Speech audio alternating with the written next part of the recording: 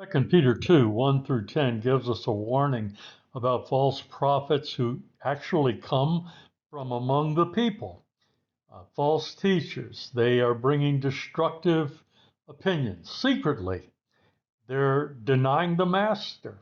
They're bringing swift destruction on themselves. And they are uh, leading people against the way of truth. They're maligning the way of truth. They're using deceptive words.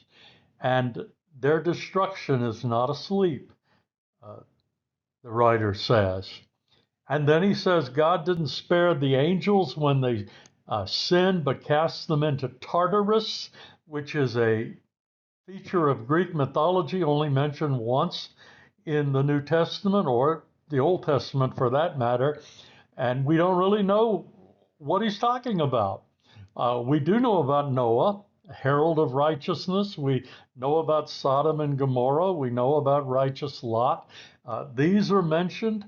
On one hand, there are those who are spared. On the other hand, there are those who are judged. But we are reminded, warned, adjured not to indulge our flesh like they did, not to despise authority, and finally, not to be bold and willful.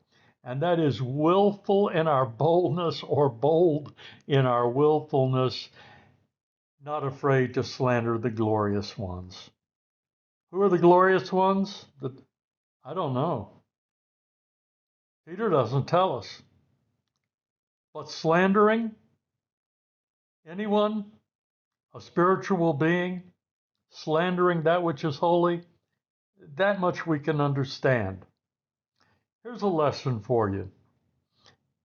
If you can find enough in a passage of scripture that you do understand, that unambiguously leads you away from dangerous and irreverent and destructive behavior, then take that to heart.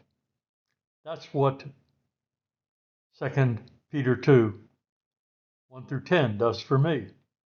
It says, be more reverent, be more respectful, be less callous about spiritual things, be less inclined toward debauchery and toward gratification of the flesh, and thus toward destruction.